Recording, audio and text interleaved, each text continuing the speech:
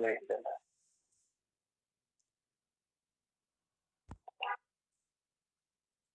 All right, you see me? No, hold on.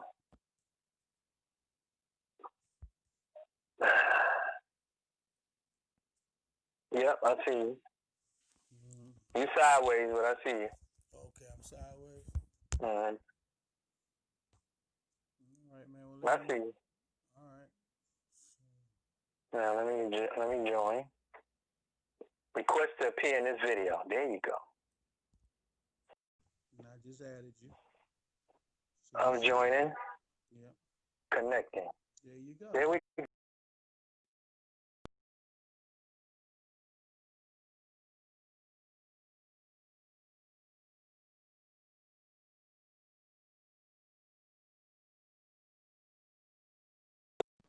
With you, man. Can you hear me? I can't. I see you, but I don't hear you. Is your volume up, or can you hear me? I can't hear you.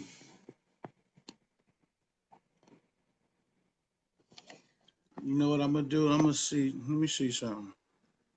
Let me try to turn the volume up or something. I can't hear you. Your volume is down. I heard you well over the phone. I don't know if the people can hear you.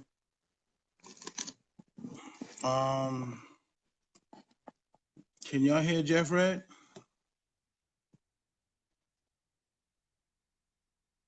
Can someone let me know if they can hear Jeff Red?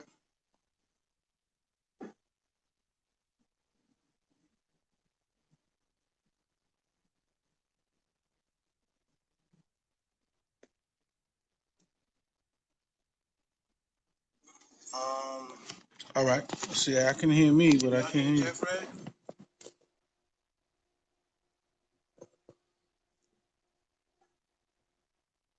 They're not hearing you, Jeff.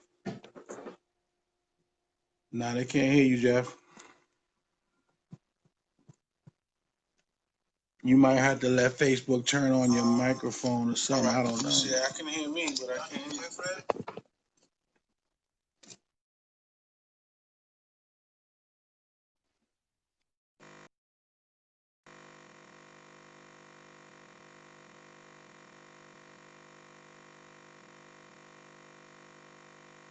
Find out, brother.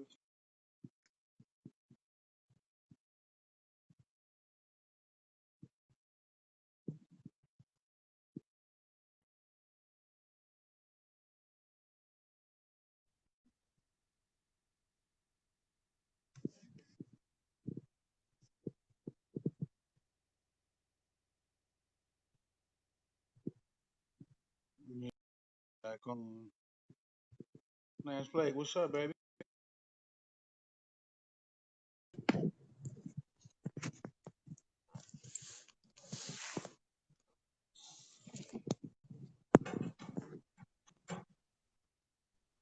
What's up, fella? What's going on with you, man? Come on, man. I hope you're not still asleep, man. Come on. Nah, I'm not asleep, but you know where I'm at.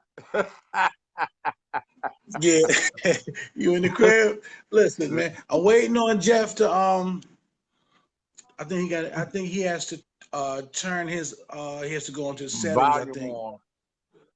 And you Yeah, go into your settings and you have to allow them to talk on your microphone. Salute, salute, salute. So Yeah, Jeff, if you are watching, you probably have to go into your settings and allow Facebook to access your microphone. That's probably what yeah. happened. And then shoot me a text when you're ready to come back on. And if Lance decides to let you come back on now, I don't know, man. Nah.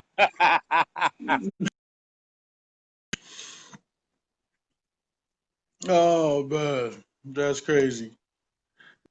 Yeah, I got him whenever he Cause ready. no, But yeah, yeah, I seen a they did the independent autopsy, and it came See up that? that he died from asphyxiation.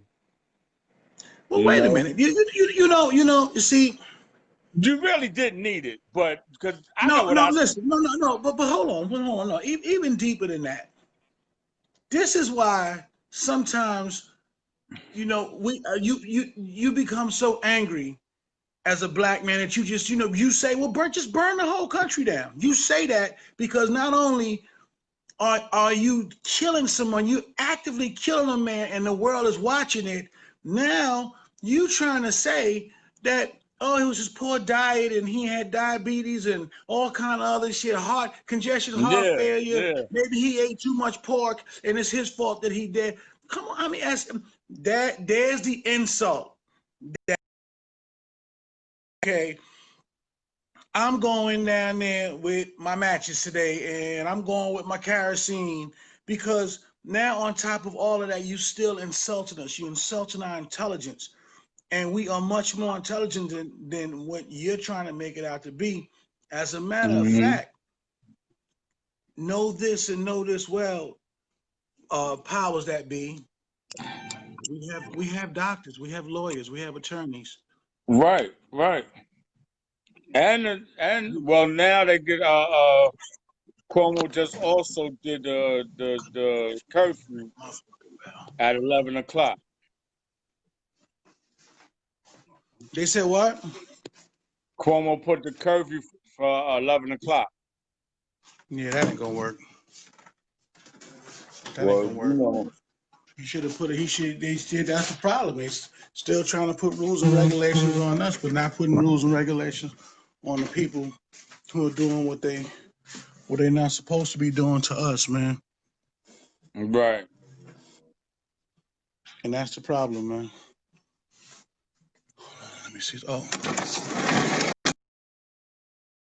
come out. I'm gonna go to the store and I'm gonna come see you. All right. Oh, my man, the man who does my garbage, rang the bell. You know, I was ready to be mad. As a matter of fact, let's put I'm this surprised. disclaimer. Let's put this. No, I was getting at the time I realized it was him, and I did tell him to come ring my bell.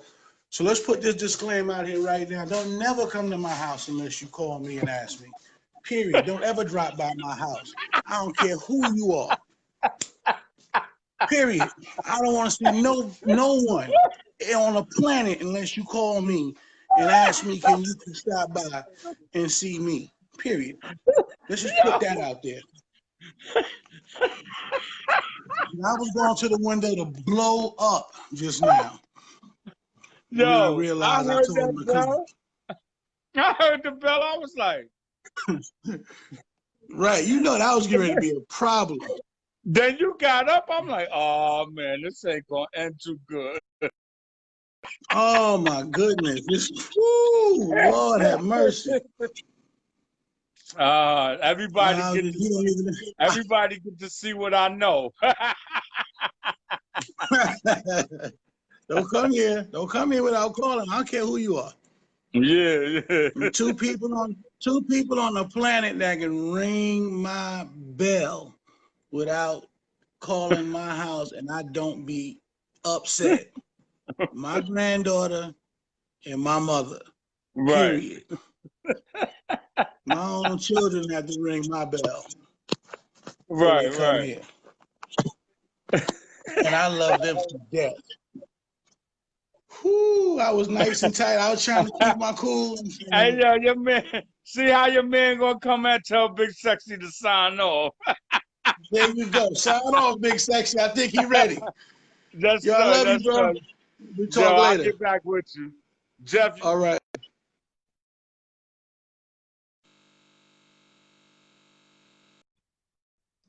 Yeah, that was something else, but it is what it is. It is. I can't hear you, bro. Come on, man. Can't hear you, bro. I don't know what it is. That's crazy. I'm not getting nothing. Take the earpiece out and see if you could just talk through your phone. I mean, Oh, it's not plugged. Well, plug it in and see if that'll work. Nope. Wow. Damn. I don't know what else. Is your computer still on? Is that why your laptop? Maybe you have to turn one of them off.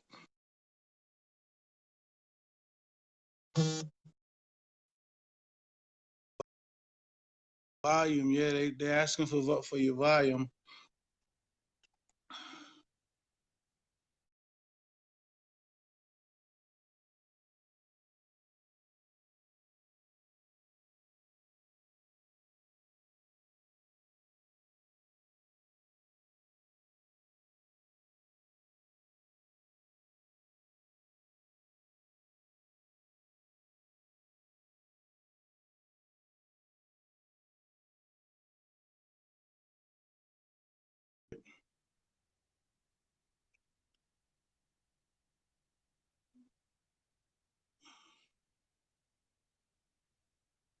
So we can see what's going on. But yeah, that autopsy thing was just too much for me. It's what an insult. It's just you wonder why people are so angry. It's just like, well, no, now you kill a man, and you've been killing the men, and you've been making excuses and stories. Like, when that thing happened, when it happened with Freddie Gray, the boy's body was his spine was severed in two. His flesh held his body together.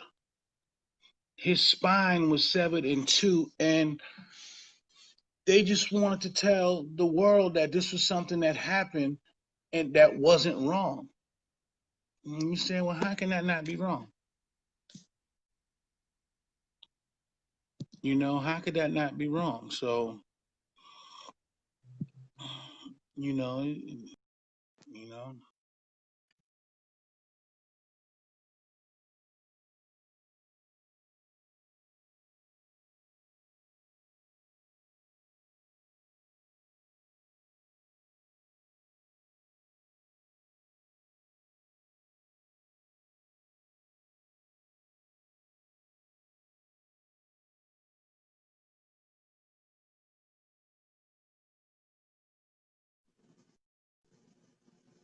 no, they definitely. I can't hear you, Jeff. No, they definitely not just killing men, Daria. You a baby girl. You just seem like even before the pandemic, couldn't even run into you no more.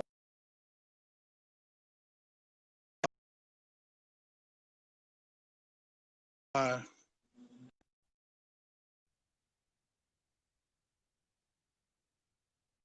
wouldn't have been videotaped like it was, and if it wouldn't have been videotaped and it wouldn't have been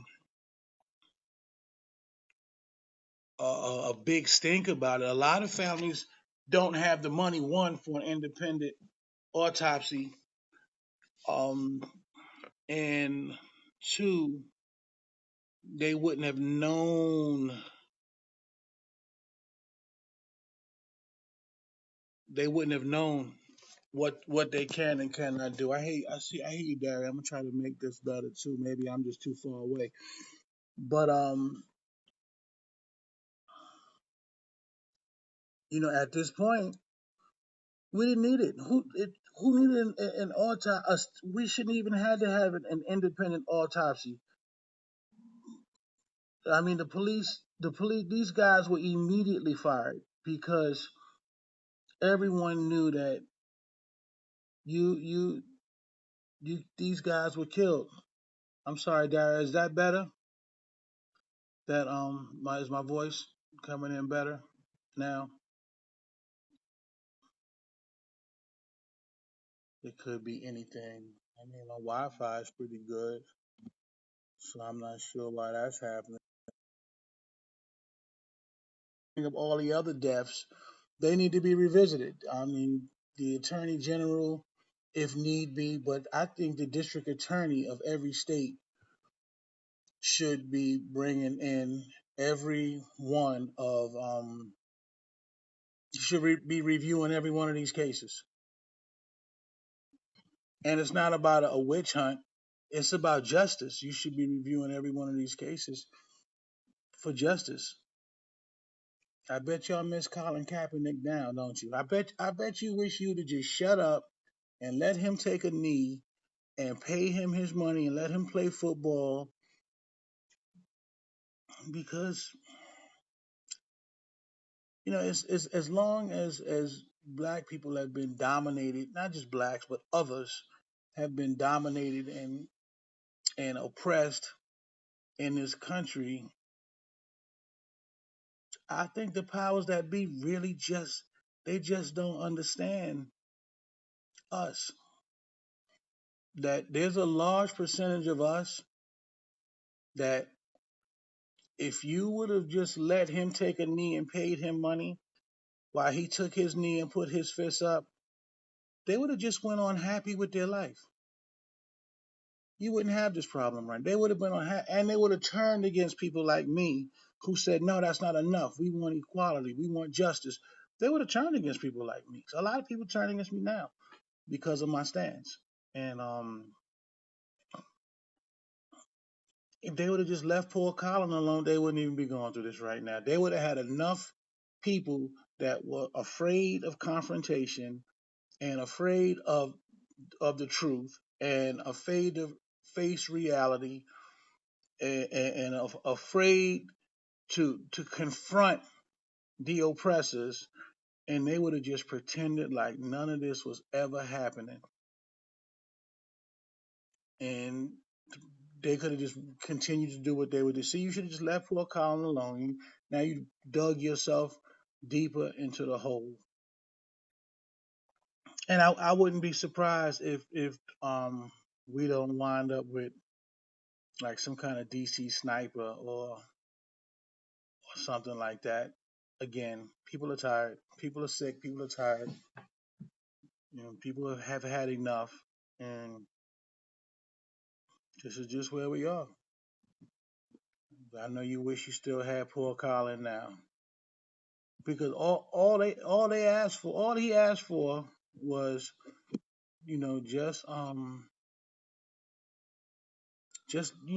let us kneel. And believe it or not, most of these cowards were happy with that. Oh yeah, let's just kneel. Like even last night when the crowd decided to kneel, and solidarity, I couldn't do that. I couldn't do that. I think kneeling is the most submissive posture that you could have. I could never kneel before anything but God. Period. So I can't do that. I'm not against the people that are doing it, because I understand that they have. Hey sis, love you. My man Mark. What's up, bro? Um I'm not against what they were doing. And see, we should be able to do different things and feel different ways and still get along. Most of these movements and most of the revolutions and things like that, they have been crushed because you find someone that doesn't like the way you are revolting, and they'll join your organization and feed the information to the FBI or some other group that's trying to hurt you or get rid of you. Love you too. What's up, Sean? So I look at I look at that and I say that we have to be able to, do this together, even with our differences. And it's not about race. It's about racism. It's about injustice. It's about sexism. It's about classism. And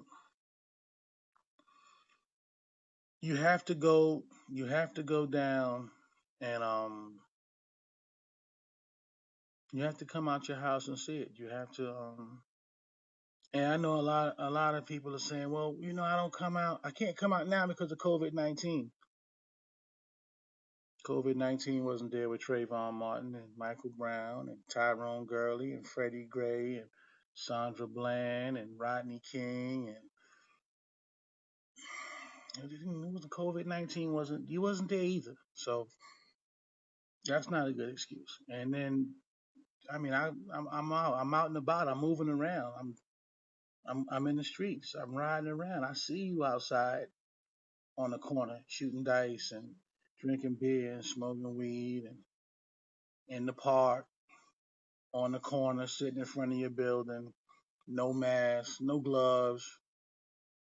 So I don't, I already know that whole I'm not going out because of COVID is not the excuse because you're already going out. Now you have something if you have an underlying issue or something like that and you can't go out because of that, then I respect that because I'm not gonna ask anyone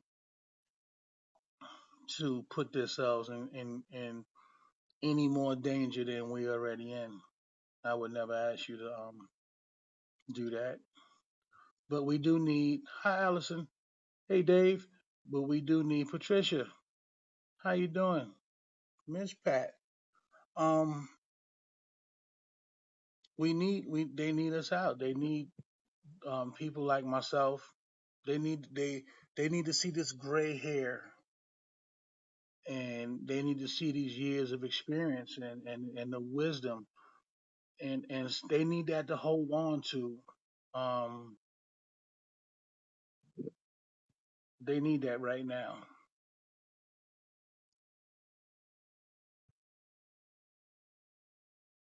Believe me when I believe me, we dropped the ball. If you over 40 years old, we dropped the ball. Can't hear you, Jeff.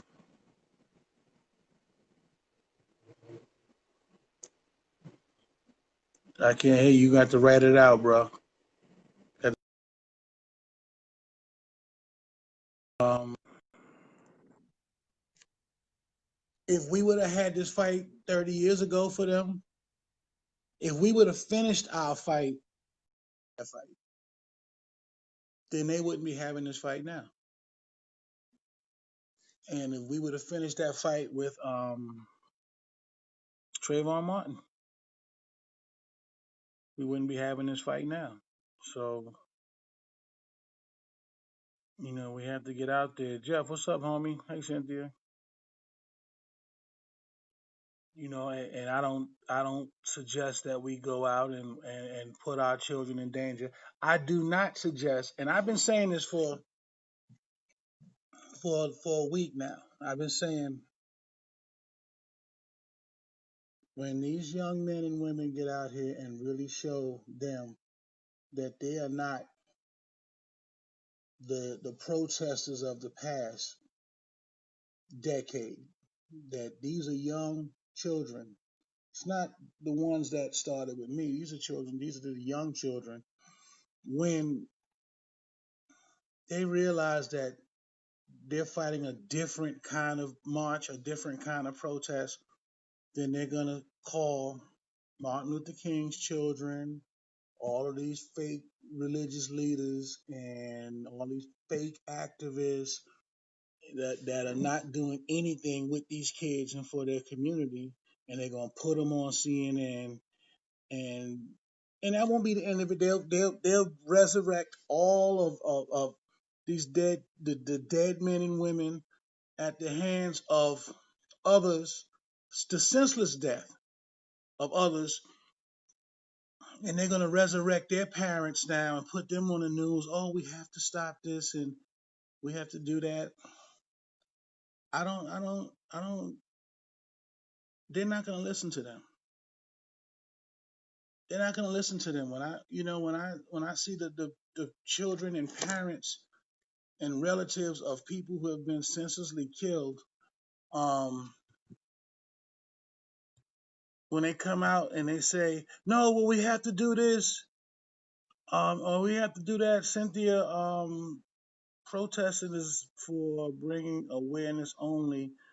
No, protesting is a little bit more than that. Protesting it is to bring awareness, but it's not even really to bring awareness because everyone is aware of what's going on. So I think that the protesting is really at this point, these kids are protesting for change. You know, Martin Luther King didn't march for awareness; he marched for change. And I think that the other ones that we have done them for awareness. The first ones that we were doing with Trayvon and all that was for awareness because we yeah, the pen is a powerful weapon depending on whose hands is in. So we can find a million other things. I'm not going to disagree with anything you say. Whatever your way is it's not wrong. It's just what you think. The pen is a powerful weapon depending on whose hands it's in. So I mean, we can always say, well, they should do this, they should do that, they should do this. If if you know a way to take your pen and make it better, make it better. I'll support you. I'll support you 1,000% if you know a way to take your pen and make it better. These children downtown, they don't know any other way to make it better. And these children are not mad. They are not angry. These children are hurt. I I'm hurt to see them hurt. The news is only showing you the news is only showing you the ones throwing bottles and running in and out of stores. They're not showing you the children that are crying and holding each other and and the ones that will stop me and just say, we're afraid. We're afraid we're afraid to be around the people who are paid to protect us. Cynthia, I hear and I hear what you're saying and I wish you well with everything you're trying to do. And like I said, if it's something that makes sense and it can help, let's do it. I mean, I've had a million phone calls. Oh, we need to elect this person, and we could do this, and we could do that. And I think that everyone has to do is get the ball rolling and get to a place where we can do that. And I think that it does work. I think that it will work for us. But I think that this is the problem. Everyone, oh no, this is how we have to do it. No, it's not how we have to do it. Martin Luther King marched for that.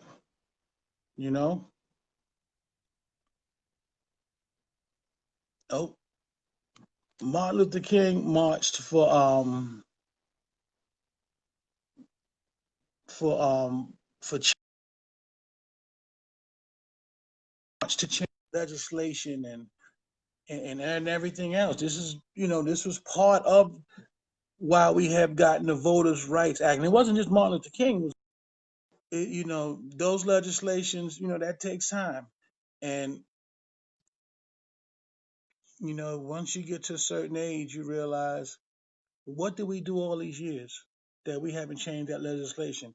If the pen is such a mighty weapon, and we've had all these great, articulate, uh, intelligent people in our world with pens, then why haven't nothing changed?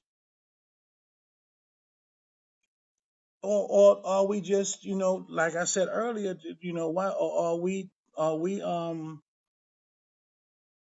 are we just sitting down? Yeah, I do respect my ancestors, but are we just sitting around and talking about what Dr. King did and trying to do it the same way?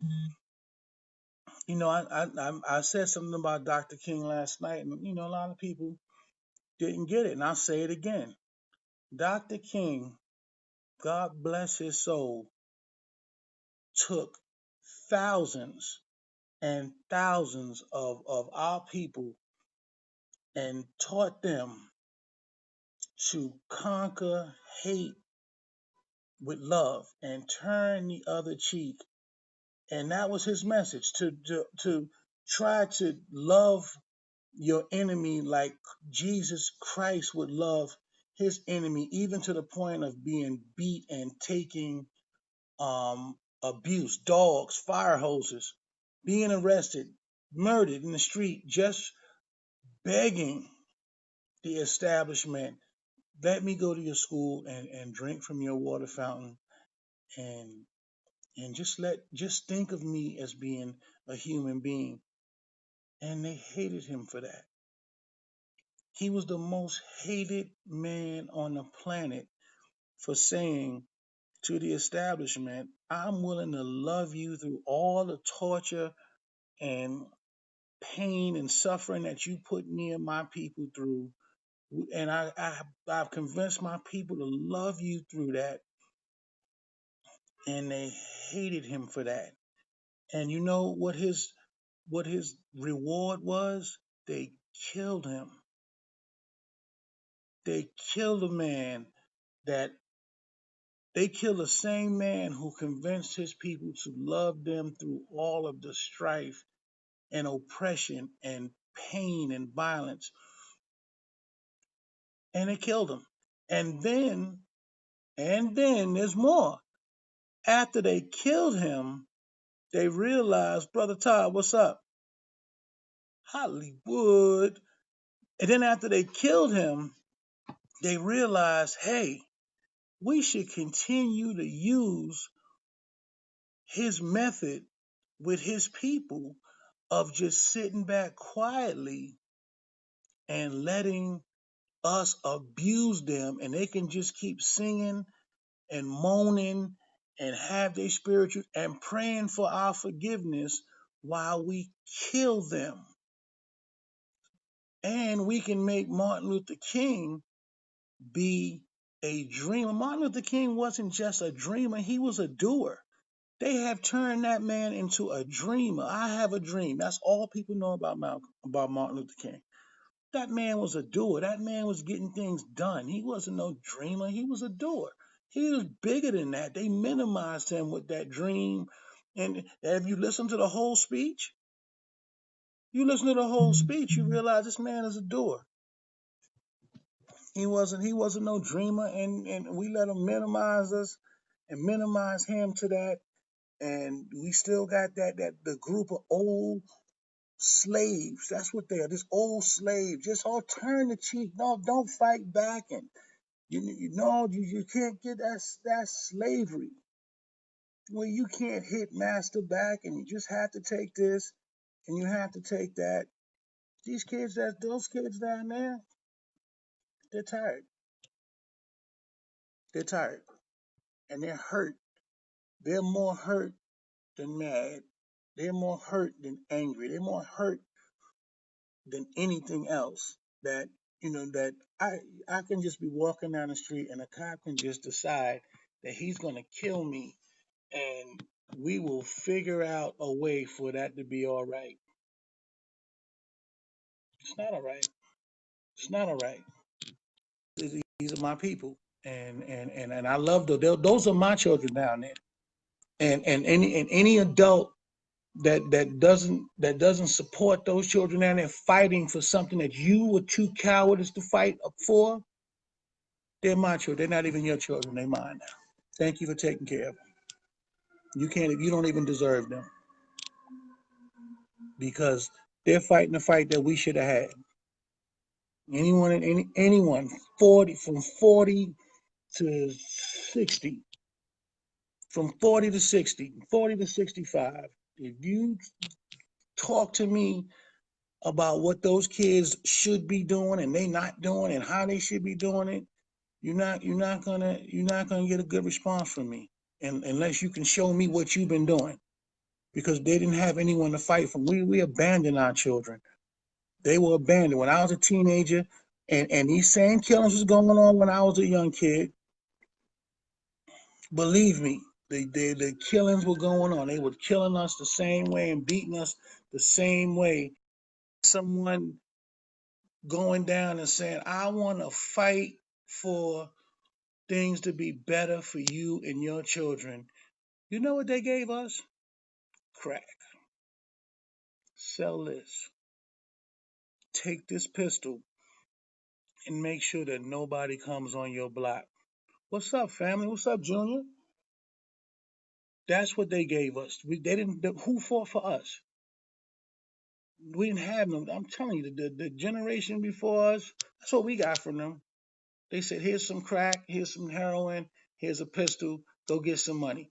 We got so caught up in getting money and doing us and doing everything else that we totally abandoned the struggle. We totally stopped fighting for each other and the next generation.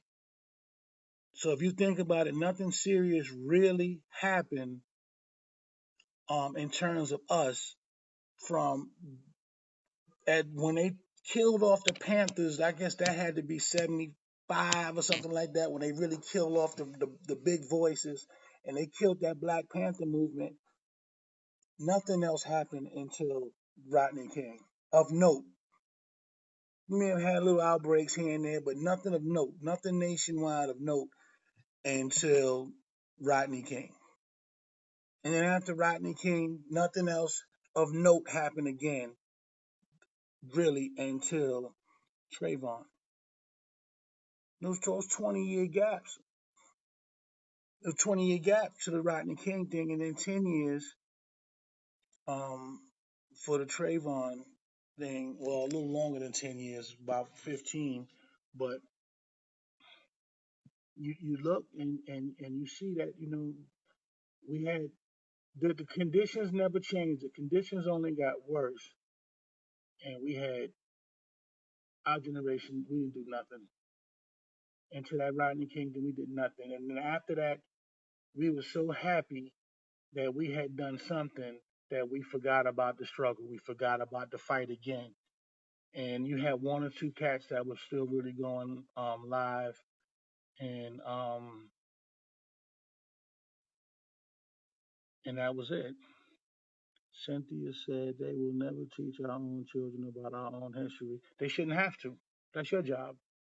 I learned my history about our people sitting at my grandmother's feet, sitting next to my mother and father getting conversations. That's our job. Why would you trust your enemy to teach your children your history? Mm-hmm. I would never, and I love you. I know what you're saying, but they're never going to do that for us. That's why we were able to thrive and survive so well because a lot of our foreparents, first of all, they couldn't write or read, so they sat you down and they talked to their children. I learned a lot sitting at my grandmother's feet and sitting next to my grandfather and just hearing them talk and teach. So yeah, we just have to just gotta do better. Bean, what's up, baby? Roy Bennett, what's up, my brother? But yeah, we have to do better. We can't ask. Yeah, it was oral history, Maxine. Thank you, sis. But that's how we learn. And like so many times I hear people say, "Oh, well, they won't teach Black history in school." They shouldn't have to. They shouldn't have to. They're not. When you go to school in New York City, you don't see them teach Japanese history either. Talk to those Japanese kids about Japan and watch them give you a rundown. Talk to those Arab kids about whatever country they're from, Saudi Arabia, Jordan, Afghanistan, Iraq. I talk to them. Give you the whole history of the country half the time. And tell you everything that's going on there now. They're not teaching that in school. I'm so far past what they're not doing, and I'm really, to the point of what we don't have to keep begging them and asking them to give us or do anything for us. We have the economic power. We spend all the money, so we don't have to ask them for that if we were serious about getting some things done. Hey, Raj, we don't need them to teach us our history because we should know our history and we should be passing our history on. We are at a point now that we should be educating our children anyway. Why would you want them to keep educating your children? Why would you want someone to actually sit down and teach someone other than your own people to sit down and teach your people about your people, knowing that most of the things bad that was done to your people was by them, and you want them to give you the history? I'm cool. I'm cool on them. And back to my children down there. Those are my children. They're just doing the job. They're stepping up. They're struggling. And then they're not bad children. I keep saying these are not bad. These are educated young men and women down there. These are not people who want to paint this picture. Oh, they got the hoodlums coming down it. Nah, you haven't even gotten a taste of the hoodlums. You haven't even gotten a taste of what you would call our thugs and our bad guys. You haven't gotten a taste of them because, hey Dave, because it's good to see you too, Roz. When our bad guys come down there, we have some. Every community does. They come with guns, just like the police have. And they have dogs that they train to kill dogs. That's what they have their dogs to dogfight. And they have pepper spray and mace and everything else that the police have, and they are willing to go to jail for that badge of honor. So our bad guys didn't come down there, and you don't want them to come down there. So you should just go ahead and do the right things. Hey Steve, you should go down there and do the right thing by our good guys. That way, we don't have to deal with our bad guys. And I just don't mean black bad guys, because there's bad guys in every race and in every religion, in every culture, and everything else. They are bad guys. I don't know what that is you're sending me, Steve, but um, it is so many different levels of children, of these young children that you're going to have to deal with. You know, so many different levels of them, and I just ask you guys this, man. Don't be on the sideline. That's all. Don't be on the sideline. Don't be one of those people that 10 years from now is going to be sitting around talking about, oh um, yeah, we took to the streets back in 2020, man. When they killed George Floyd, man, we said enough. Okay, Cynthia. Um, you know, we you definitely have to not be that person. Be the person that was out there doing it. Cynthia, I see you said I will hold you to your word when I prove to you a solution. Yeah, I mean, you can prove for me to a solution, and like I said, if I can help you, I will help you. I don't have a problem with that. I will say this: if your solution has anything to do with um, begging the system to be fair with us, or it's one of those unproven solutions that we have been doing for a long time, I'm not doing that. I'm not wasting my time on that. But I will. What's up, family? I will, if I can help you get something done or point you in a direction to get something done. That's not even with just this struggle that we're in. If I could point you in a direction of a job or anything, that's just who I am. So we don't even have to feed that. But I don't want you to be offended if it's, like I say, if it's something that's unproved. Oh, you got to vote for my guy and you got to get my guy. I don't want to hear that. I don't want to, I don't want to, because we've been voting for the right guy for 45 presidents, and we had one president that did anything specifically for black people, and 45 presidents.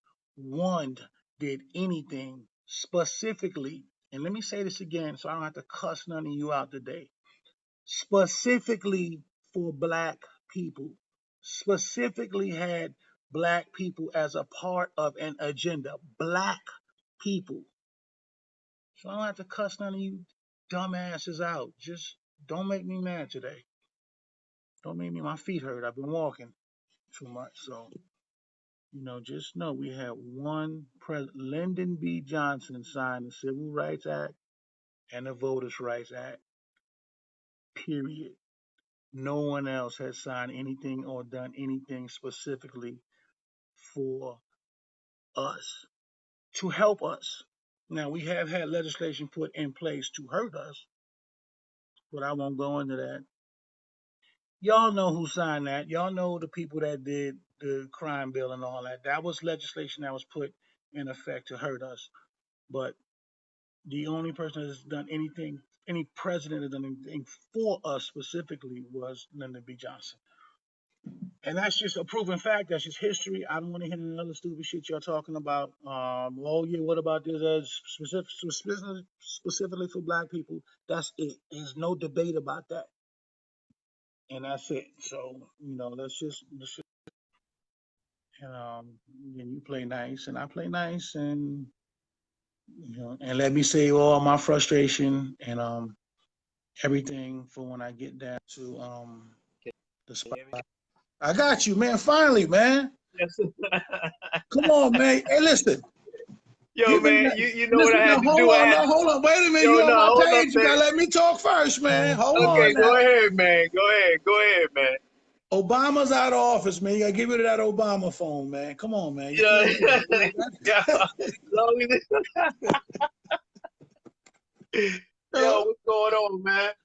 What's up, baby? Hey, you guys. This is the legendary Mount Vernon's own Mr. Jeff Red. I get my And lighting right. we've been waiting to get him on here because he has some good things that he's doing, and big things, man. This is my brother, and Yes, I love him and I trust him.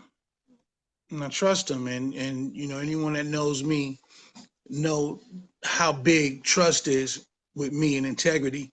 So this is my brother, and I just wanted him to come on and speak to you guys, tell you guys a little bit about himself and some of his endeavors, and hopefully you guys will share this live so that other people can get to know him a little bit better and see what he's doing.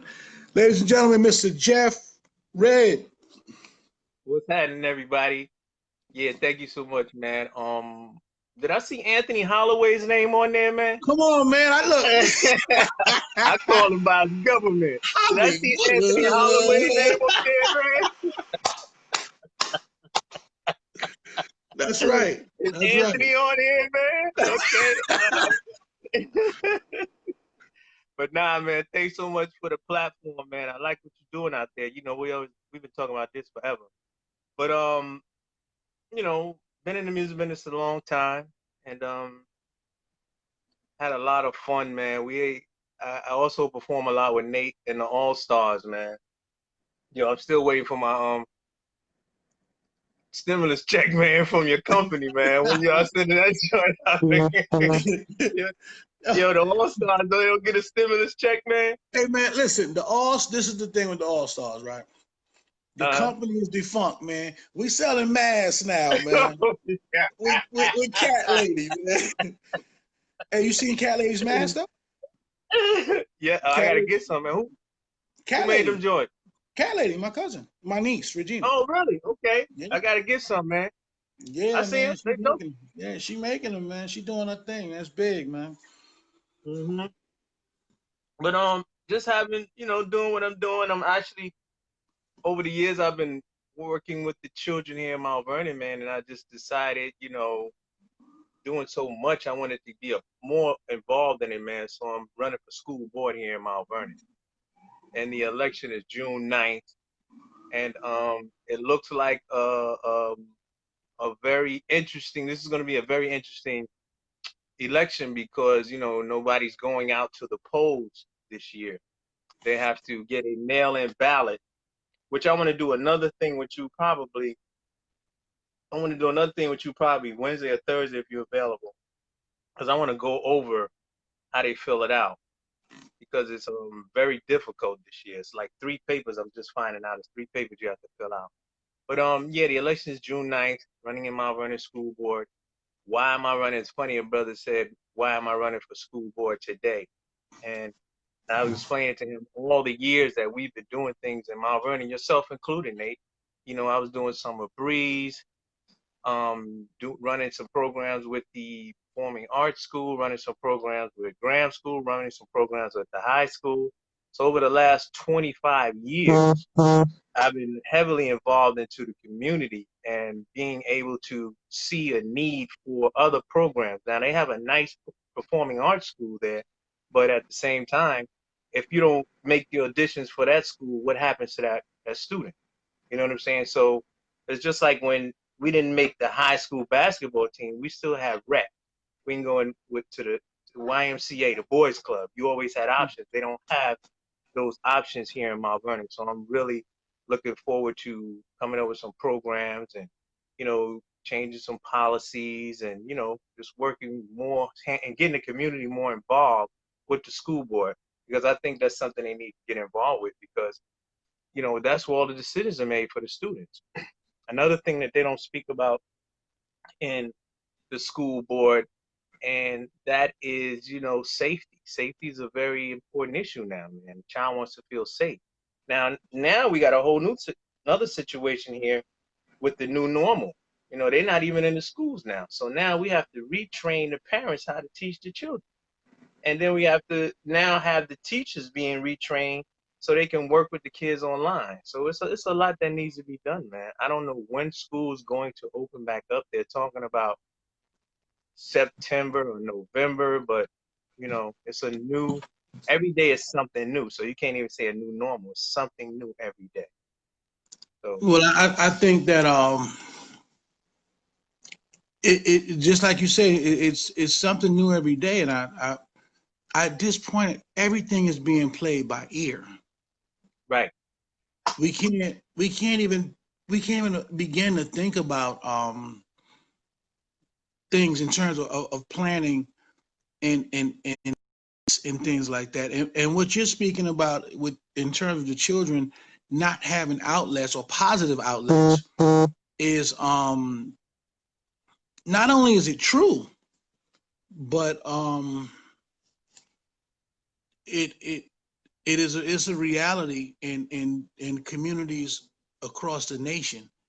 It's not just Mount Vernon. It's not just East Harlem or the Bronx. You know, you go to Alabama. I go out to Detroit and see my family in Chicago and, you know, places like that. And it's the same thing. There are no outlets. At least our generation, we had a few.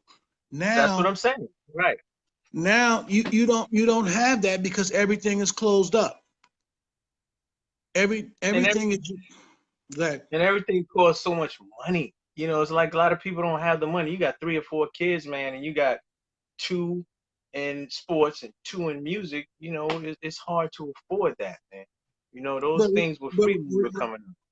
remember when we had things like Upward Front and all those things where you had guys that loved the sport and played a little college or high school ball and they were good, pretty Right. good, never made the NBA. So they just went and spoke with the director of a program and said, "Man, can I use your gym from 3 to 5?" And he had a program that he had started, and we went in there and had rec, and he taught you things, and you learn how to play it. He wasn't asking for no money.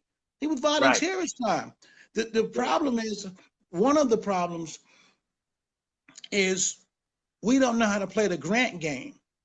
There's a grant Mm-hmm. game out there that someone like you that played high school and college basketball, you could go to a school or a rec center when COVID is passed and start a nonprofit organization and say, you know what? I'm coming in here 4 days a week and I'm going to get this grant money and start this basketball program. We don't know how to play that. We don't.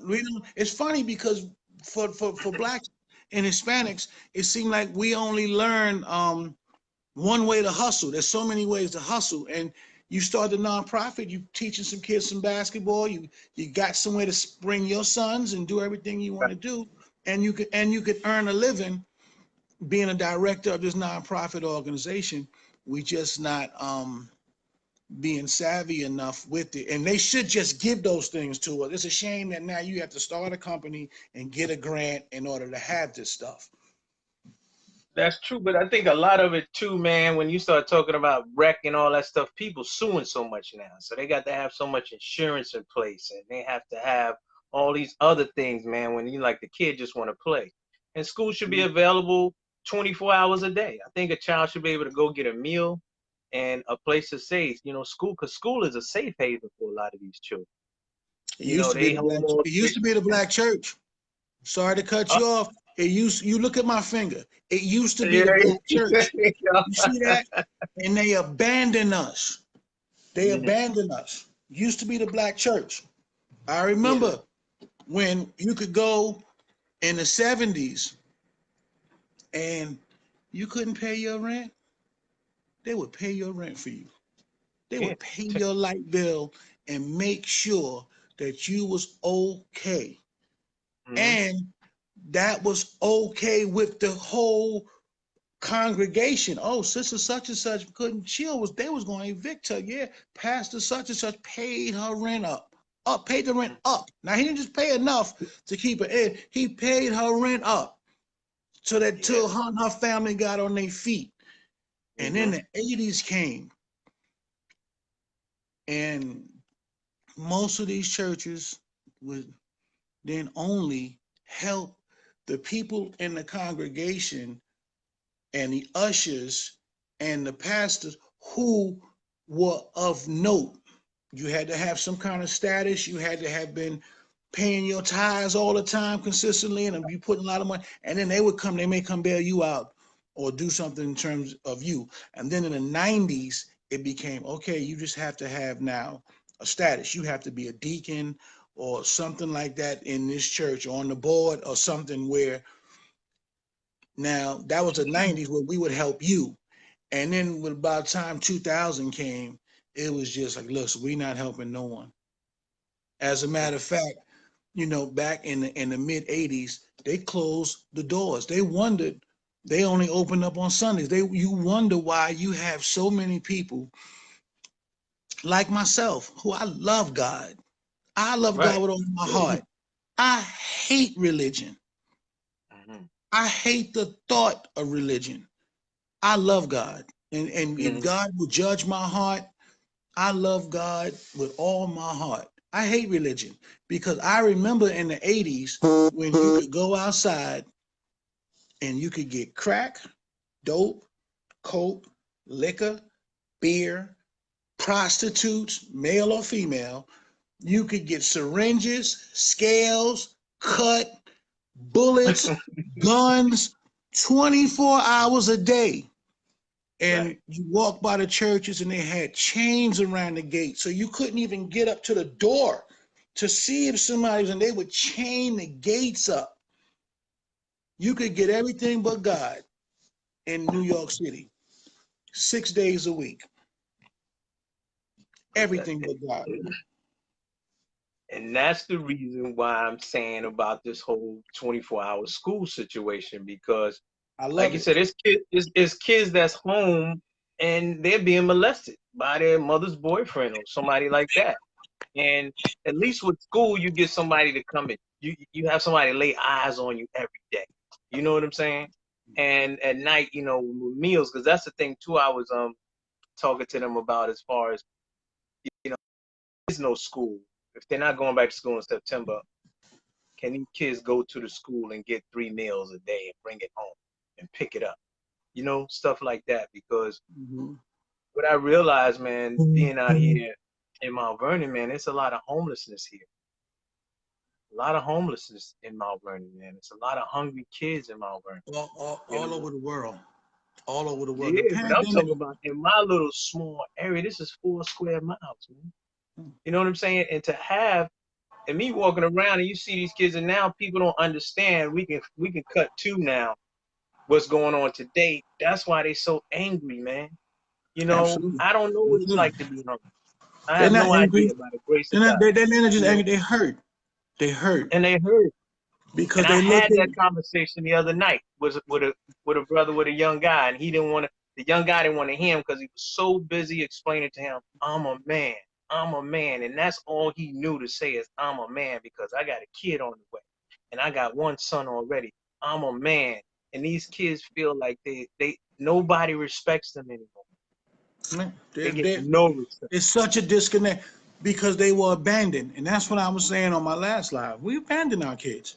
You know, those children that I'm out there marching with every day at this point, I'm looking at them and they're looking at me, and you can see it in their face, and they're just kind of saying, we can't have this. We're not taking no more. And I have to say, you know, if we would have had this fight here, this was 92. The kids would have to do that. Right. Yeah, we should have finished this fight in 92. Absolutely. But we're so easily pacified right. in this country. Blacks in America are so easily, you can pacify. Man, you don't even have to pacify blacks in America. As to go even further, if you printed up 10 million applications to go back into slavery, they would sign them. A lot of people would sign themselves back into slavery. I'm telling you. I've heard people say, man, I'm ready to go back to jail, man. It's too hard out here. I've heard that with my own ears. So you know, we are in a bad place, and these kids are sick of being in that place because they were abandoned. They look at you and they say, yeah, well, where were you? Why? You knew that my mother's boyfriend was molesting me because everybody in the neighborhood knew that. And but you didn't call and you didn't tell because you don't snitch. You're not a snitch. And you didn't do nothing to him about it. I'm not saying go snitch on somebody, but if I knew the guy next door was molesting a child, you wouldn't have to worry about the police bothering him or the child ever going through that again. Right. Mike, I mean, listen, it might cost a few dollars, but I already have a shovel. It's just a lime. But you know, it's so interesting that you say that. Also, another thing that I don't think they're thinking about in the school system, besides the policies, besides, you know, the other things that go along with the job, is conflict resolution, which these young brothers don't know how to fight. They don't know how to deal with situations, man. The first thing they want to do is pick up a gun and kill somebody. So these are the things that I would really like to see happen in the school system. A lot of people say a lot of that stuff is outside, but no, that's inside the school system. And it has to start at a younger age as well, because bringing up these children now, man, by the time they're 17 and 18, their mind is made up. Yeah. You know, their mind is made up, man. It's an interesting time, man. It's a lot of pain, like you said, a lot of neglect. It's a whole lot of different things out there, man, that nobody's talking about, man. I'm hearing everything but what's really going on. Right. I mean, when I went to school, I went to Catholic school, and I grew up in Wagner Projects. Salute Wagner. And I went to Catholic school, and then I actually stayed and played with my friends that lived like in 1199 and Franklin Plaza and places like that, which at the time were nicer. It was a nicer place and a more safe place to play than where I grew up with. Right. And because we spent all of those days after school together, of course, I still had a million friends in Wagner, and I love them. Those are my bros. But I was able to grow up with both, in both communities, so that it could never come to a time where, oh, no, we got a problem with them, so they can't come over here, and we going down there to hurt those people from that neighborhood and things like that. Because I grew up with them. Those are my friends. What are you talking about? I can't. And what do you mean he can't come over here? This is my friend. You got to be crazy. He's coming over here. So those after school programs had that effect, because you wind up building those bonds outside of school. Absolutely. With people from other communities that now maybe they wouldn't be warring like they warring, because these kids are at war. At war.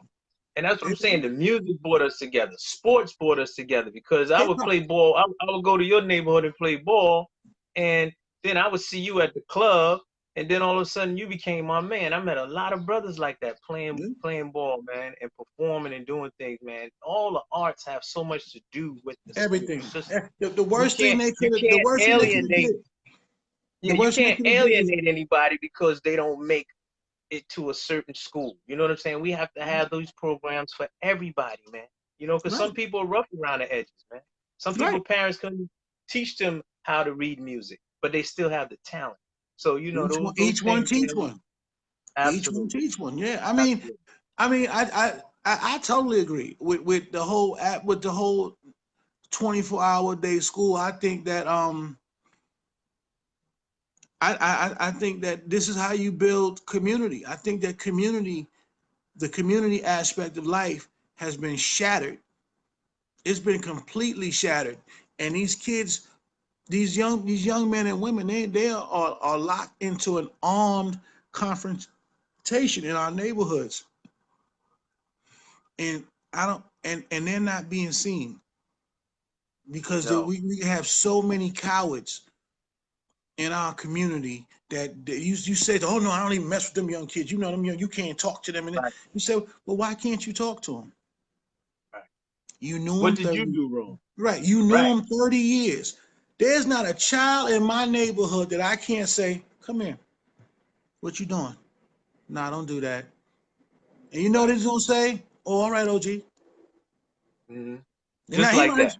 he might explain it to, oh no, this is what happened. He did this. And I say, but listen, I need you to not do that. Oh, Period. all right, OG. You know Hmm. why? Because I know them.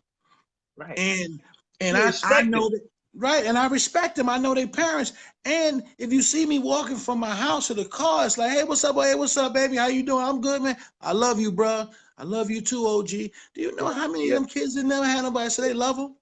Do you know Right. how shocking that was to them when I made a conscious decision to start telling my brother I love him? Right. They Yeah. used to blow And their mind, and then they would just be like, "I love you too." And then now when I right. see them, Stop. it's like, "What's up, OG? I love you." And I'm like, "I love you too, Right. little bro. You all right?" "Yeah, I'm all right." And and they're happy, and that someone loves them, and we Right. forgot them, and we had this generation of blood sucking cowards. Like I was saying on the other live, I said we had when I was 18, when I was 14, 15 years old, the generation before me didn't come out and march and fight for my civil liberties and justice and dignity and for me. They said, here's some crack, here's some guns, here's some heroin, go get money. Hmm. That was it. Go get money. They wasn't giving it up like that. Now you're gonna have a bunch of them now that, oh no, I wasn't like that. You're definitely the one I'm talking to if you say that. Right. Because Because I know. because I know what y'all was doing. I know how was I able to hustle at 13 years old? Right. You How? didn't. You didn't just come up with that. Right. Right. And Right. why didn't you tell me, yo man, get out of here? Here's some money. Get out of That's here. what they used to do. Right. Right. Like That's the what they kids, used to do, though. They right? used to Like do that. oh Right. yeah, right. But the They used to do generation that. I remember before that. me, they realized that young kids can't get the time in jail that I get. They coming Right. right home. Hmm. So now we became the ones that was put on the front line to fight the war on drugs. We were fighting the war on drugs, and we didn't know we was fighting a war. We didn't know how to fight a war. They just threw us out there as sacrificial lambs um, in this war. And it was like, here, take this and take that. And if somebody try to hustle over here, you shoot at them. And it was, I'm not just talking about me and the people I hung with. I'm talking about this was nationwide. Young black kids nationwide. All those killers in DC that you hear them talking about, these the Deshaun Branches and the Wayne Perrys and all of them, Ghostin and all of them. These guys Well, these guys were putting in work at 15, 14 years old. Shorty popping them, they were kids. When I was hanging out down there, you know, they were kids. These kids Right. were 14, 15 years old, 6 bodies. Well, how do you what happened? What happened that you killed Right. 6 people by the time you was 14? Right. What brigade did you enlist in Right. that you Right. killed 6 people, 7 people? You 17 years old. It was the older guys that was saying, "Hey, this is what's here. Here's some guns. Here's drugs, and now you have a little bit of money. And if you don't go put that work in, then I'm gonna have to let your little man over there take over the block, and now you're not gonna have money anymore. Now you go back to being poor with holes in your sneakers." And they created a generation of drug dealers and killers. And we didn't have many people. We didn't have those after schools. You remember when that crack era hit, they closed everything up. Yeah. The after school centers went. The churches abandoned the neighborhood. You know, the grocery stores were the only thing that was open, and they had plexiglass around everything, and you was I remember making that. That's everything right. go in. They didn't want to have contact with you anymore. And the jazz business went straight down the tube because they started closing all the little jazz clubs because people didn't want to come to Harlem or the parts of Brooklyn or the Bronx that may have had some clubs. And you know, everything, it was just this nasty cycle of things. And then when you tell somebody like me as a kid, "Hey man, man, do something else," I had to look at you and say, "What?" What else am I gonna do? Right. I don't know, just, you know, try to do, because you don't know. Right. You're not offering me nothing. Right. So I mean, that 24-hour school thing, it would be dope. It would keep so many of them away from the negative stuff. There's so many children that want to do the right thing. They want to go somewhere and they want to be positive, but they don't have these outlets, and they don't have a voice in the schools. So who speaks for the children in the school system in Mount Vernon? Supposed to be the school board. No, I'm asking you who does. I know who it's supposed to be. Who speaks for the children in Mount Vernon? Well, first of all, how long I you been think in the Mount Vernon? parents. The parent, huh? How long you been in Mount Vernon? 55 years. When when something is not right in the schools of Mount Vernon, because the schools of first of all, Mount Vernon is a beautiful city. Let me say that. Always It's has one been. of it's one of the prettiest cities if you really go and move around. It's a very pretty city, and they have some of the older looking schools with big classrooms and everything else. But they weren't turning the children out in terms of graduation rates and things like Right. that. What school board official would you say over the years have been the ones that have been speaking out? Because in my years of being in Mount Vernon, I don't live there, but I'm in Mount Vernon constantly. I don't, and moving through the political world, I don't know anyone on the school board that has been stomping down doors names about their children. We need that. We need people working on these school boards that's saying, "These are my children, and I'm kicking your door in and getting the answer about my children." If now I'm giving you a chance to correct me if you do know someone that's doing that already or have been doing it. It was a lot. It wasn't a lot of. It was a lot of people. See, because back then you can't compare back then to now because you know it was a village that raised us. You see what I'm Mm-hmm. saying? It's a totally different thing now. I walk out of my house right now, and it's new people that move next door, and you'll speak to people. People don't want to be bothered with you, man. No, I'm We saying live in a I'm totally talking about different on a world. school board. Who did On the or school, did they I did don't. they even if you don't know and you've been there I don't 55 know. years if you've been in a small town 55 years and don't know anyone that was doing that, we probably didn't have it. And that's what we How need. about that? Yeah, Right. because you would know. I mean, you know everyone. You damn near know everyone in Mount Vernon that has done anything. So, when you start thinking about our children, like, who has that Now voice? you know who I could bring up, Miss Brown, Andrea Brown, Okay, my okay. godmother. Yeah, she's done a lot for the community. It's because she worked at the Boys Club for 100 years. You got Jimmy Jones, Coleman, Ralph Birch, but they weren't on the school board. These were just people in the community that were doing Right. things with the children. You But, understand what I'm but saying? that, that, that goes So back to what you was first saying. But now going forward to what I'm saying, school board has done that. I don't know. I don't. I You can't don't know. answer.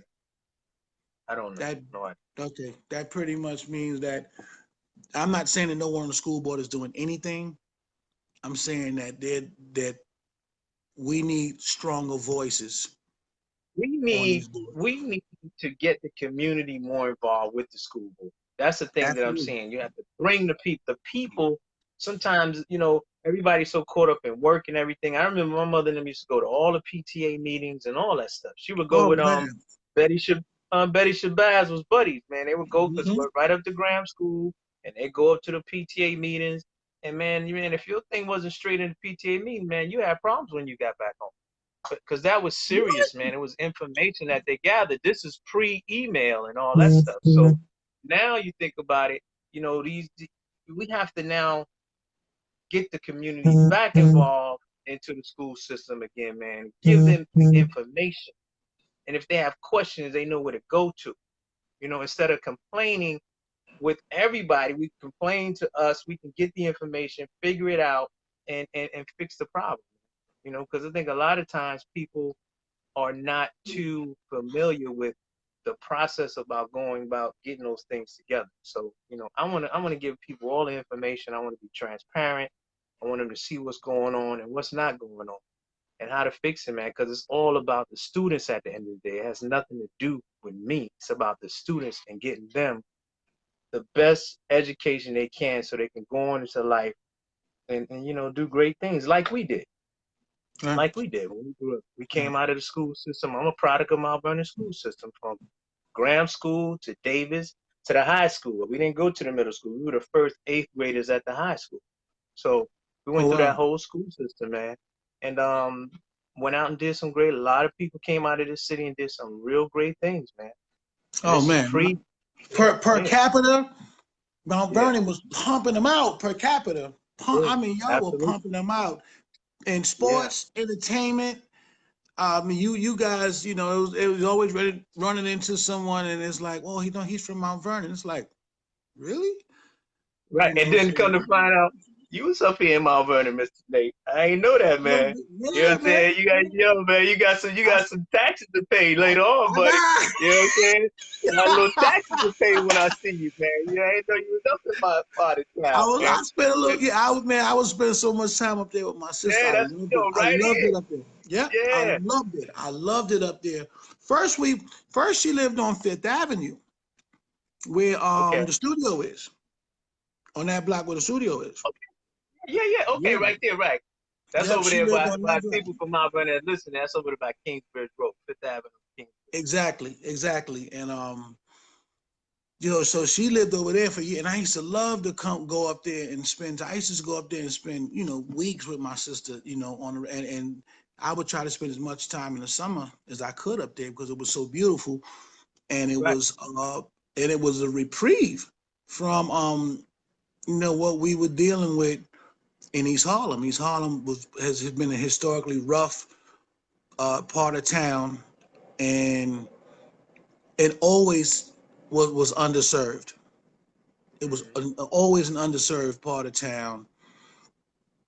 So, I would be able to go up there and they had backyards to play in and you could ride your bikes. And at that time, you remember when back in the 70s in Mount Vernon, I mean, you could leave your door open. Right. Leave your door Try open. I that mean, now. so try. But no, it's big Not what you're doing. It's big what you're doing. still certain areas. Yeah. Yeah, yeah. It's not about, like, a lot of people, you get a lot of people saying, well, what is he doing it for? What is his purpose? Who is he? His loyalty lies. My loyalty lies with the students of Mount Vernon. It's that simple. It's not about being connected with this one or that one. yeah, it's a group of people that we're all running together, and we have the same common goals in mind. But for the most part, it's about the students at the end of the day, and I want to say hi to Allison Williams. She on there. Will is on there. Okay. Teresa, and no, it's about getting those kids. And I know Will asked the thing about how do you get the balance of funding to the proper places, and that's another situation that we're dealing with now because they're really on this whole redistricting thing. And just so you know what that means if you live here, you got to go to school here. So my thing is, if I live here and my kid happens to be talented and can sing and all that, I can't send him to the other school. I have to send him to the school here. I'm fine with that as long as the funds are distributed properly to every school. So every school, wherever you live, you shouldn't have to travel across town. Some people I know lived in Harlem and went to school downtown every day. Some people, so you should be able, the school system should have enough, the funds should be distributed equally, man, so everybody's school is the same. So how do you get that funding, man? You have to stay on it. Once again, getting the parents involved so that they're aware of what's going on, because a lot of times they are not aware of what's going on. Giving them that information, man. Information is the key. When people don't have the information, I see you a lot talk about Trump and all these other different things, but if you have the information, you can make a wise choice. But if you don't have the information, they can tell you anything. They can say, yeah, we can do it. And I've been there. I've been there when it's time to vote. And I'm like, yo, cuz, who you voting for? And that's about research. Find out what the person is doing. Understand what the person is doing. Know their background. People know me. I've done a whole lot in this city. And never went for the cameras on it. You know what I'm saying? It wasn't about, yeah, look at me and I'm doing this, man. It was about just doing it for the community, man. And that's what it has to come down to. Getting the community involved and keep the student first, man. Well, I've not only seen you do that, I've seen you do things for the community and not be paid as well as not get the accolades for what you do. And I mean, now it's time. It's time for people to know who Jeff Redd is outside of the sensational vocalist that you are and songwriter and everything else that you've done in music. It's good that you're letting people know who you are and how you have been a big part of that community the whole time while everyone else was getting those accolades. I mean, like that year when you did Summer Breeze, that was the best lineup that I've ever seen in Mount Vernon. And oh man, it was a great time. And it's funny because the next year they decided that they didn't want you to do it anymore. Mount Vernon has a history of, if you do something really good there in Mount Vernon, they'll get rid of you. They don't want you. They don't want nothing to do with you. They'll get rid of you, and unless you're in this clique, and we have to get out of these cliques because what you're doing, especially now, is important, and not being a part of a clique and being genuine, because the children that you save now are the children that you won't have to face 20 years from now when you're trying to walk out the supermarket with your groceries and they need someone to rob because they weren't educated. Right, absolutely. You can save yourself that ass whooping right now by educating these kids and doing the right thing. And so we shouldn't have to keep, and I don't want this to be taken wrong, I feel like we shouldn't have to keep buying houses out of our community and live somewhere else. We should be able to take all of the good people in our community and step up to the plate like what you're doing and others like District Leader Gibbs. We should be able to step up to the plate. Bad boy, Eddie Gibbs. Oh, that's my man. Yeah. Or Roderick MacArthur, or the different pastors and that are doing the right thing. John's dad is a magnificent pastor. They're doing the right thing by the community. if everyone just finds out what their strong suit is and then just pitch in, then you don't have to run out of your community and live somewhere else because you can have that paradise right where you live. Now you got to That's go right. find paradise when you actually live in paradise, and all you have to do is get together with a few people and get rid of the and get rid of the bad apples and get the funding and the programming, because coming from East Harlem, where a lot of times the schools weren't up to par where they needed to be, you saw the difference. What the one thing you did see though, I will say this: my friends were smart. They wasn't teaching a lot, but whatever they taught them, my friends picked it up and took it and ran with it. Right. And so maybe it wasn't a lot that they gave them. They should have gave us a lot more in East Harlem. I shouldn't have had to go to Catholic school to get a good education. That's what I'm But saying. Right. my parents made the sacrifice, even though their tax dollar was paying for this other school. They still had to pay for Catholic school. But I know that a lot of my friends were smart because some of them came home from the penitentiary, which is where they wound up going because of the economics and where things, the way the monies were spent in place and not in a place where we couldn't benefit from it. When they came home from prison, some of these guys came home, they were brilliant. Mm-hmm. And Mm-hmm. I mean, and I'm like, wow, like, you sure were you in prison or were you in Yale? These Right. guys were I'm telling coming you. home Right. and you like, whoa, yeah, were you in a historic black college? Where were you? You couldn't have been in prison.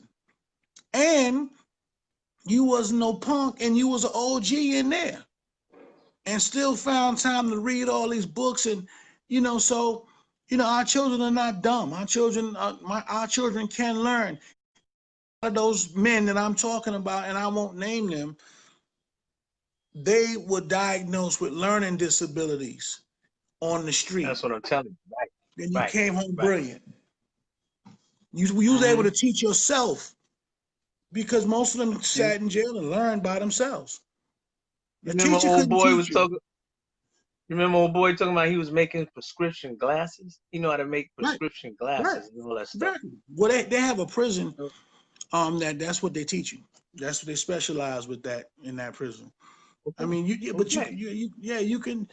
I mean, a lot of these men that have been sent away have been diagnosed like that, and or they have learning disability. They can't do this, they can't do that. Well, no, because you're funding this part of the city and you're not funding this part of the city, so they're getting shorted every way possible. And then you say, well, this person can't learn or that person can't learn. So I'm definitely glad that you are running for your position, because not only are you fair, I know you to be a firm man. I know that you will be firm in terms of what's right and what's not right, and you could care less about a title or an accolade or anyone liking you or not liking you. So I'm really comfortable with having this conversation with you, and definitely saying I endorse Jeff Red. Yeah. Thank you so much, man. We got your man and on checking us out. Come on now, that's my main man in the world. Man, and man, Lee and ain't that, no, What up, that ain't Square? my main man in the whole That's wide my world. main man in the world. And can go ahead, man. Word up, man. We'll But do that. yeah, We'll we'll do ask that. one more question. We'll let her ask one more question about the promises that elected officials make and how do we break that cycle. I'm like, yo, we gotta start holding people accountable when they say something. We let things go by too long. It's like, okay, he in there, so he got 4 years. But you can start harassing people early on, man, if they're not doing what you want them to do. You pull them aside, man, and we gotta. That's what we don't do, man. We complain a lot, but we don't go about the right ways of making a change, man. You have to hold people accountable, and just look at all the things that Trump has said and done, man. This is nothing to happen, and he keep No, doing it. well, And let me add on to that. Well, first of all, let me say what's up, Will. I hope you're doing well, my brother. You know I love you. Um, Let me say this first and foremost is black people in America, we don't ask for nothing. Mhm. So we never get nothing. Where's the black That's agenda? We just had when we had the Democratic uh, process to see who was going to run against Donald Trump. With all of those men and women, including a lot of black candidates, the Carmela and the Corys and all of them, not one of them spoke of a black agenda. Mhm. And they were never asked about a black, even when they did their black tour around the radio stations, everything else. Charlemagne was the first one I ever heard ask anyone running, what's your black agenda? What is your black agenda on your in your platform? Because Right. we don't ask for nothing. We didn't ask Obama for a black agenda. He didn't have a black agenda either. And Nixon didn't, and Carter didn't, and Reagan didn't, and the Bushes didn't. And it's not just because the presidents don't really affect our lives as much as we think they do. You know, they're Mhm. really supposed to be dealing with the more international stuff, but we don't ask our governors, we don't ask our mayors, our assemblymen, Senators. congressmen, Yeah. senators. We don't ask them, well, what if I vote for you? What is your plan for me? Right. So that when Joe Biden, I'm and by no means telling anyone to vote for Trump because I think Trump is a piece of shit. But when Joe Biden said, when Charlamagne asked him what was his black agenda, and he really didn't have a black agenda, then I think about the 93 crime bill because that was his agenda back in 93. And if you don't have a new agenda, then I have to think, well, your old agenda must still be in play. Why wouldn't you Right. have a new agenda? That was a mass incarceration. Absolutely. And Right. I think if like I put it on my Facebook page before and I said, you know, I want black people to listen to this. I'm not endorsing Trump. I'm not telling you to vote for Trump. I mean, I'm telling you that you should at least be informed on who these people are that you are voting for or not voting for. You know, at least know both parties. Yeah. You know, But so like I said, the information, because I was one of them. Yo, who you voting for? All right, cool. You know what I'm saying? yeah. Gather the information, man, so you're well informed, man, and make an educated, you know, vote. And that's where I think, we all must do that. We must all do the research, understand. And then when you get them in there, yeah, and if they lying, we hold them accountable.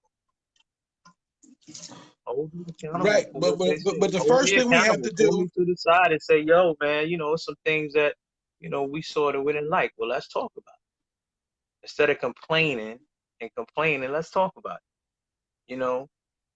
It but go the to it, first thing we we have can to go do is to ask them. We know we before we're not asking. You know, when right. Charlemagne, that's what threw Joe Biden in such a loop. When Charlemagne asked him, "What is your Black American agenda?" It threw him for a loop because no one asked that question. And even if they hint at Right. it, they won't throw out a they may hint at it, but they won't throw a direct question out there because dancing around we're always dancing around the issues now. We're saying, Mm-hmm. hey, you know, I don't want to be offensive, you know, but yeah, well, what do you plan to do for my community? Mm-hmm. Latinos don't say that. Right. Latinos say, so what do you plan to do for Latinos? Yeah. And the Asian states, what is on your agenda for the Asian community? Mm-hmm. Us, oh yeah, well, what do you think you're gonna do with our community? Because we are afraid we're afraid to approach race, even though we are the ones that's getting kicked around. Like, I'll make a point, and you tell me what you think about this point. When Donald Trump was running for the presidency of the United States of America, Mm-hmm. the biggest platform during that time when he was going and Hillary Clinton and all of the Democratic elected officials were fighting and running on the platform of, we have to do something about the undocumented people that are Immigrant. here. Right. Right. Immigration. They fought more for people who weren't citizens in this country than black people has ever been fought for by any legislative body in the history of this country. I'm talking, any conversation you had about someone being elected or being somewhere or getting a job or having a position in politics, it was all based on undocumented immigrants in this Right. country, and technically they were called illegal aliens. Illegal immigrants. And That's right. the key word was illegal, so they changed it. The Hispanic politicians changed it from illegal to undocumented because they said it sounded so bad. But once you cross the border without going through immigration and customs, it's illegal. Right. But they fought. That was the biggest fight in since Trump about everything. It has become about these undocumented immigrants, and they changing it again too. And they're going to change that name again. But that was the biggest fight. And you say, well, wait a minute. You mean to tell me that the whole electoral process for 2016 is based around people who don't live in this country and weren't born in this country and are not citizens of this country, and there's nothing being said about black people in America? There's nothing being said about our conditions or in the way we live, our schools, our hospitals. No one cares about that, but we care so much about non-citizens. They care more about non-citizens than us, and we allowed that, and we didn't ask for any more, and partook in that conversation. Oh yeah, that's wrong. You see what they doing at the border? That's wrong. And every time they would say, you see what they're doing at the border? That's wrong. I say, you see what they're doing on this side of the border? Right. How could you live in New York and miss all the atrocities that was going on in New York?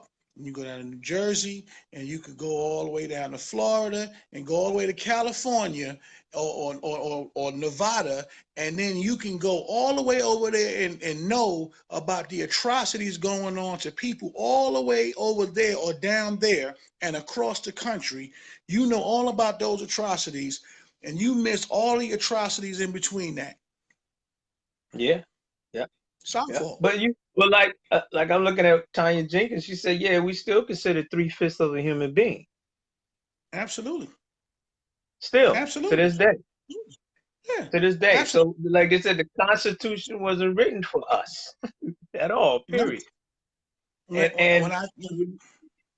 So it goes back to what it's saying is mostly we have to, once again, where's the village? There's a village. We're going back to what I'm doing in the schools and community, getting the community involved so they have the information. If you don't have the information, then you don't have anything to fight with. So you're not beating me down about certain things that don't matter. Because it's funny, like I said, I ran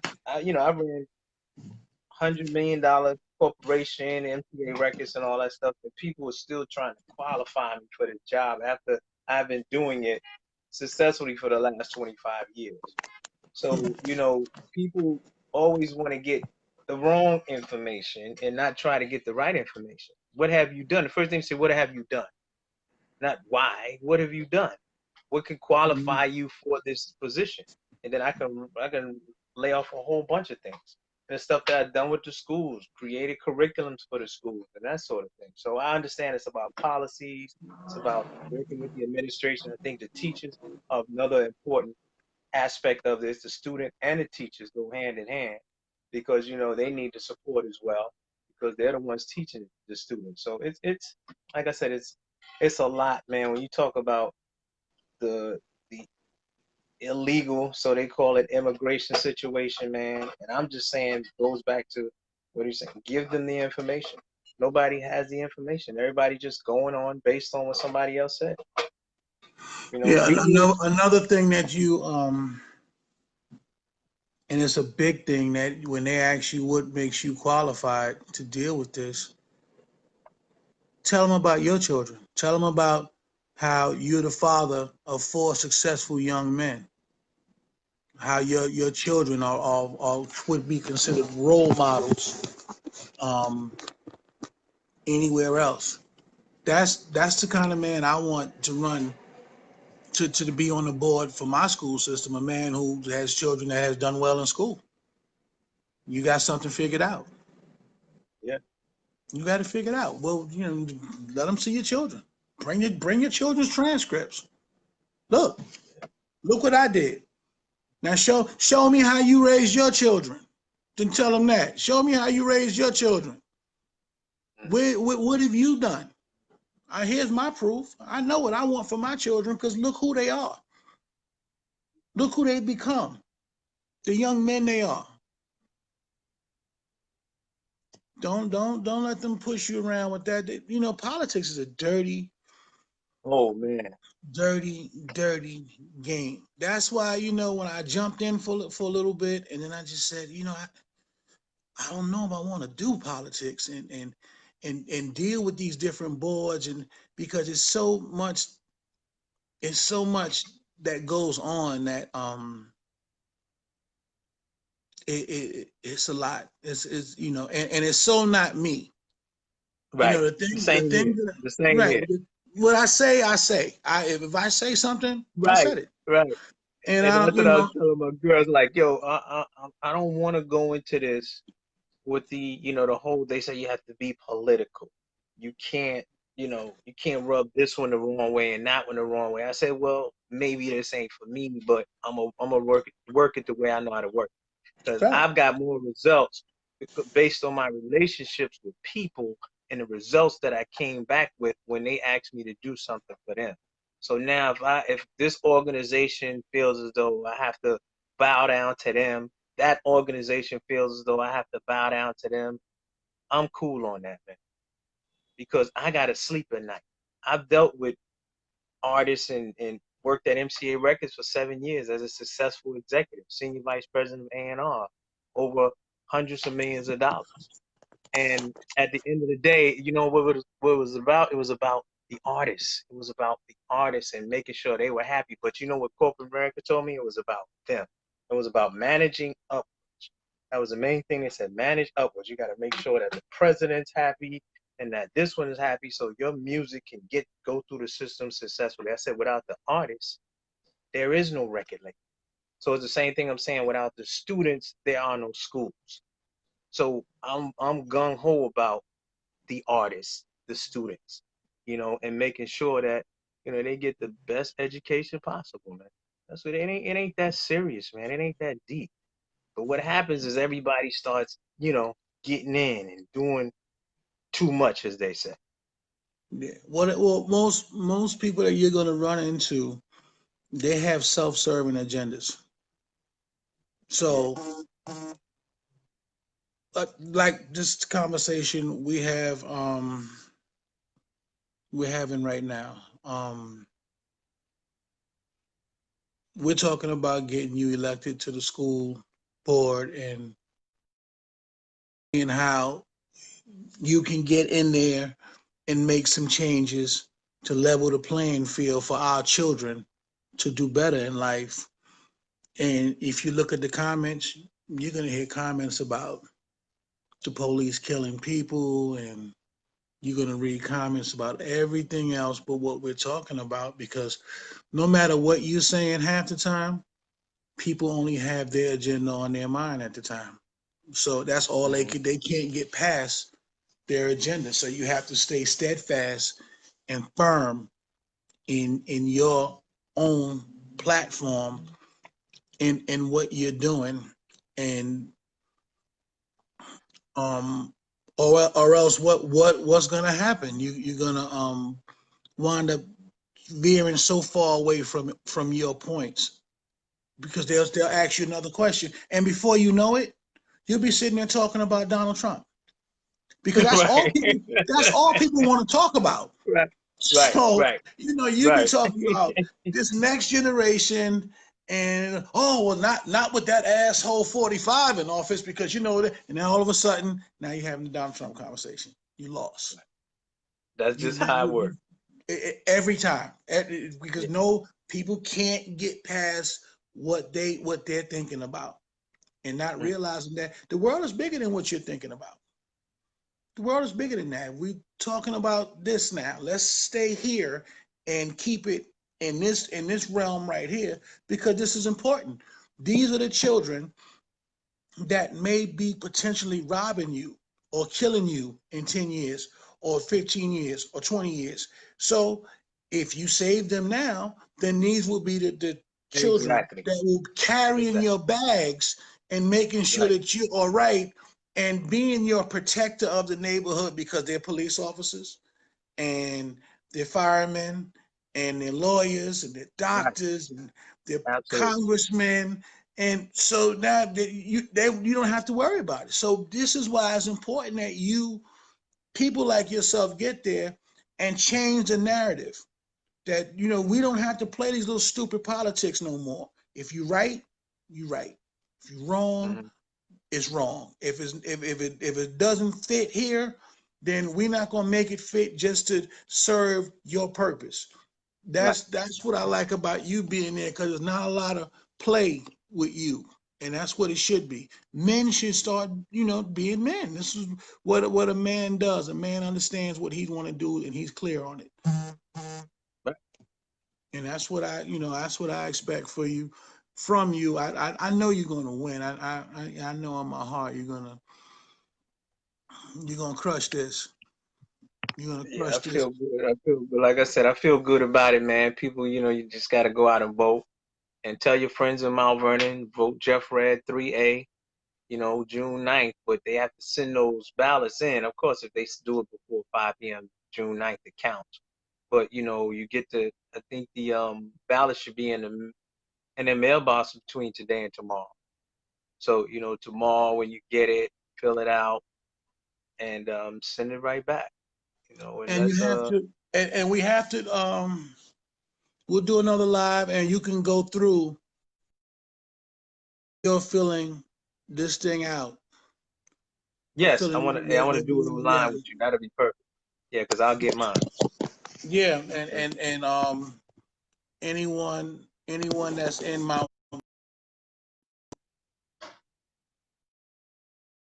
I'm sorry. Anyone that's in Mount Vernon, or knows anyone in Mount Vernon, that share this live.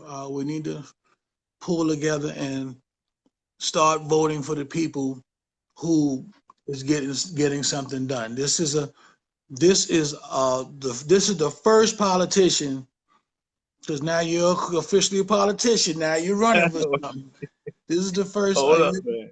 No, that's it. Now you're in trouble. But you're the first one to actually have a black agenda. Congratulations, you made history. You're running on the black agenda. You made history. No one does. Most people are afraid to address their people and the things that affect their people. I used to be mad at other people for doing that. I say, oh man, he only cares about the Arab people. He only cares about the Jewish people. He only cares about the Hispanic. That's messed up. And I said, you know what? You shouldn't be mad at him. You should be more disappointed in your own people for not putting their people first. Like AOC, 9 times out of 10, anything that's coming out of her mouth is gonna be about how you help the Hispanic community. And she's not ashamed of it. She's unapologetic about being like that, and that's fine. And that's fine. She knows you should care about your people. You should, as an elected official, be fair and care about Absolutely. people on the Absolutely. whole. But there is also, you should also have a special affection for your people, because no one knows the struggle of your people better than you. Boy, don't we know that. And still going through it now, man. Gotta get ready to time to make a change, man. We've been saying this for 1,000 years. But as you know, you can say it, man. But like I said, with you, the great work that you, Eddie Gibbs, are doing out in the community, man, is what creates that change. You know, going inside, becoming the go-to guys when it comes to, you know, politicians and man, and holding them accountable to what they say they're going to do, because they got to come back around and see you again. You know what I'm saying? So, you know, hold them accountable. That's it. Right. You have to hold your elected officials accountable. And I'm not saying don't vote for a guy or do vote for a guy. I'm saying it's because no one is perfect. So I don't care who No. you vote for. He or she will have had done something or will do something that you really don't like. It's just what it is. But at some point, you have to now say, what's better for us? What's better for us on a whole as our people? I don't vote for myself. I vote for my people. I think what is better for our people, that because now it affects your children, grandchildren, my mother, you know, my aunts, my cousins, my sisters, my brothers. So I vote with my whole community in mind. When I vote, Right. I just don't, and so I want to be informed. We have to be informed. Most people go in the ballot box and just vote down the line. You know, That's it. I want the people in Mount Vernon to go and when they pull and when they send their ballot, and I want them to, you know, vote for Jeff Redd, because Jeff Redd is a good man. He's always been an honorable person and in our community, and he's would be the better fit. We trust him with our children's lives, because the children, their lives are going to be in your hands to a certain degree. Absolutely. The rest of their life will be in your hand, you know, and you could either help them, you know, move forward and do things so they all have great lives, or, you know, you can do like most of these school boards do in our community when you win, and that is just sit back and let the chips fall where they may. We've done that too Yeah. long. We've done it too long, man. Well, thank you so much, brother. I appreciate it. I love you. Love you, man. Vote Jeff Redd, 3A, June 9th. Get those ballots. Fill them out. You got to circle them in. We're going to do something else probably tomorrow or Thursday. I'll let you know. But I'll go over it right online with you, man, so we can show everybody how to do that. Yep. Everyone, I want y'all to share this. You know, we want Jeff to we want him to win. He's the better. I think he's the best choice for the community up there in terms of helping our children. So share this. Tell a friend, tell everybody, Mount Vernon, anybody you know live in Mount Vernon, please tell them vote Jeff Redd, 3A. Mail in.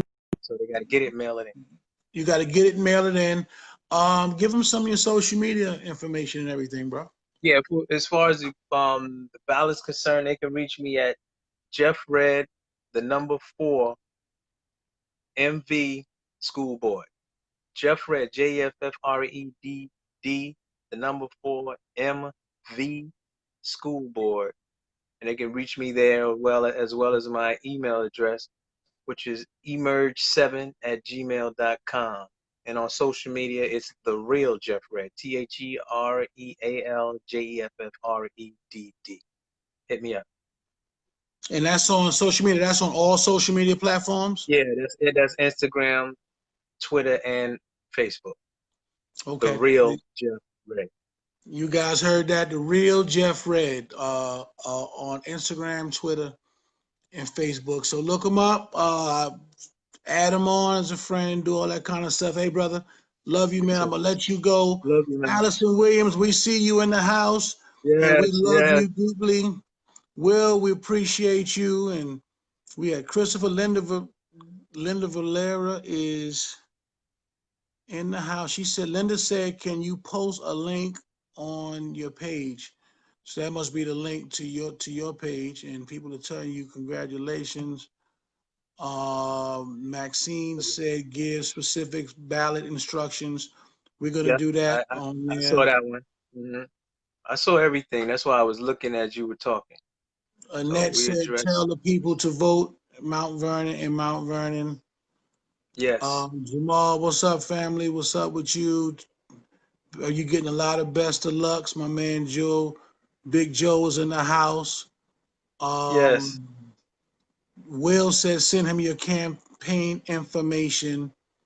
Okay. So you might want to just comment. You know, you can put that in the comments right now. That way everyone could have your stuff. Vina Jefferson, how you doing, sis? Ron Williams is watching. Tanya Allen Jenkins, how are you? I hope you're well. Teresa, sis, love you. Glad you were here and hanging out. Cynthia Dugans is here. My brother Ant is here. Denise is in the house. Sharon Saunders is watching, and she's a brilliant young lady, and a hell of a human being. I'm glad to see you here. Fat Cat, my main man, is here with a lot of years. And Todd, my brother. You was Big Sexy on, man. Man, hey, Big Sexy, you in the house or what, man? He almost took over. He almost took over, man. Yeah, I know, man. You heard me say, tell him to shut it down, man. I was trying to get on, man. You know, and he's sitting up in the bed, rubbing his head and all that, man. Come on, man. That ain't what this is, man. Yeah, you watch what this is, man. My man Alan J. Palmer was here. And Vina, I appreciate you too, Vina and Rose. Dirk, my man Dirk is here. Dirk said nice panel. Brother Nate and Jeff. Dirk, you know DJ Dirk? Yes. Yeah, what's up, Dirk? Yep, he's here. And Larry Lucas, what's going on? Terrence Wilberg is here. Courtney Rose, you know I love you. One of our great musicians and a beautiful human being. Hanka G, another one. Pete, my brother. That's my little brother who's in the house. So, man, love you guys. Thanks for coming out. Jeff, we're going to sign off. We will be talking soon. And, you know, in this climate that we in, man, we going to set a date. Jeff and I getting ready to drop a single on you guys. It's cold outside. The name of it's called It's Cold Outside. So are we finally? Really? You gonna do it now, man? You gonna do it? Okay. All right. Right on time. Perfect. We got to drop it now. We got to. We didn't have a choice. Teresa, I hope she's still on there. Okay, T. All right. He said he gonna drop it now. She better stay on my side. Yo, look at Lance talking about Big Sexy, man. Get out of here, man. Oh, snap. Don't tell me to get out of here. Tawana, what's up, girl? Oh, shit. Yeah. Look at Steve on it. Big Cuzzo. What's up, baby? Rugged Rob, DJ Rugged Rob. All right, love you, man. We talk in a minute, man. Love all you guys. Be safe, man. Keep your head up. Thank you. And we will.